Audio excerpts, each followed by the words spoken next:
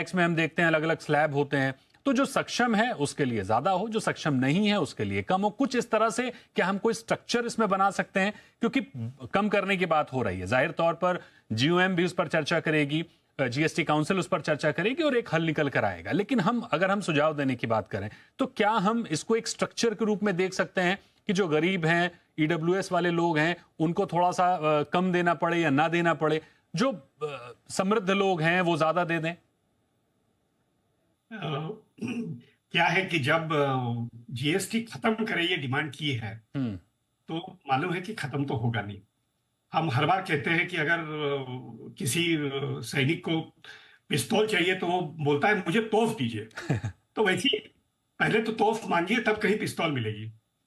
तो ये तो बिल्कुल साफ है कि जब डिमांड की है कि पूरा के पूरा हटाया जाए, तो पूरा तो नहीं हटेगा, मुझे मालूम है। जी। मगर समझो आपने अभी से कहा कि थोड़ा कम कीजिए, तो थोड़ा कम कीजिए तो फिर कुछ भी नहीं होगा। तो इसलिए डिमांड तो यही होनी चाहिए कि पूरा हटा देना चाहिए, जो कि काफी रास्त है, क्योंकि insurance is a necessity of life. किसी भी नेसेसिटी कमोडिटी पे, जैसे हमारे फूड ग्रेन्स है, कपड़े हैं, उसके ऊपर जीएसटी नहीं है। When we say that insurance is a necessity of life, it is absolutely wrong. ये बिल्कुल सारासार गलत है कि उसके ऊपर 18% की जीएसटी लगा। हम इडली खाने जाते हैं होटल में तो 5% का जीएसटी लगता है। अब इडली खाना जरूरी है क्या कि बीमा लेना जरूरी है? करेक्ट। जब बीमा लेना जरूरी है तो उसके ऊपर जीएसटी होनी नहीं चाहिए, इसमें कोई दो राय नहीं है। मगर गवर्नमेंट की कोई लिमिटेशंस होती है तो हो सकता है जब पूरा हटा दें ये मांग की, तो हो सकता है घटा के 5% तक लाएंगे। अब क्या है कि जीएसटी की शुरुआत कहां से हुई वो मैं बताना चाहता हूँ। पहले सर्विस टैक्स था, और इंश्योरेंस पे सर्विस टैक्स इंट्रोड्यूस हुआ करीबन 20 साल पहले। और वो था करीबन, शुरू में 6% था, बढ़ के 10% हुआ। अब बढ़ते बढ़ते वो 12%, फिर 15%, फिर 18% तक आ गया। अरे क्या बाकी रिसोर्सेस नहीं है क्या गवर्नमेंट को पैसा इकट्ठा करने के लिए?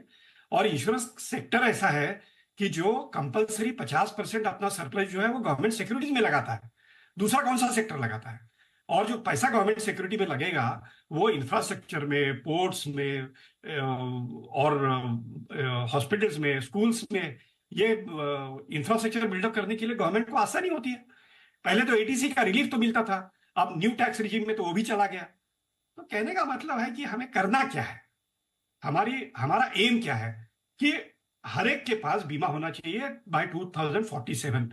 अगर ऐसी बात है तो सारी चीजें दिखनी चाहिए। पहले तो प्रोडक्ट आसान होने चाहिए, क्लेम की सर्विसिंग अच्छी होनी चाहिए, प्रोडक्ट चीप होने चाहिए, और इसके साथ साथ गवर्नमेंट का भी रोल है कि इंश्योरेंस का पेनिट्रेशन कैसे बढ़े।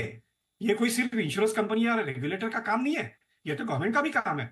अब जैसे पीएमजेजेबी और पीएमएसबीवाई बहुत बढ़िया योजनाएं गवर्नमेंट ने लाई है, मगर उसमें कोई गवर्नमेंट कंट्रीब्यूट ही नहीं करती है। क्यों नहीं करती? पीएम के नाम से आप योजना ला रहे हो, मगर एक ढीले का उसमें आप कंट्रीब्यूट नहीं करते हो। क्यों नहीं करते हो? 50% का राहत दीजिए, सम एश्योर्ड जो है वो 2 लाख से बढ़ा के 5 लाख कीजिए। क्यों नहीं लोग लेंगे? बैंकों को बताइए कि हर आदमी जो एलिजिबल है बीमे के लिए उसका आपने बीमा लेना चाहिए। भले वो ना कहे तो बात छोड़िए, मगर आपने कहना चाहिए। ये कैनवासिंग भी नहीं होता है। तो कहने का मतलब यह है कि गवर्नमेंट का रोल जो है वो बड़ा सटीक है और होना चाहिए अगर हमें पेनिट्रेशन बढ़ाना है।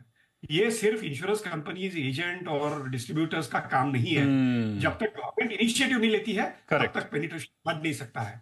बिल्कुल, मजबूत इच्छा शक्ति के साथ उसमें आपको इंटरेस्ट लेना पड़ेगा, ना कि आपको सिर्फ इंडस्ट्री के भरोसे छोड़ देना पड़ेगा। क्योंकि अगर आप नाम दे रहे हैं तो आपको कम से कम योगदान तो देना बहुत जरूरी है। बहुत बड़ी अहम बात कही नीलेश सर आप।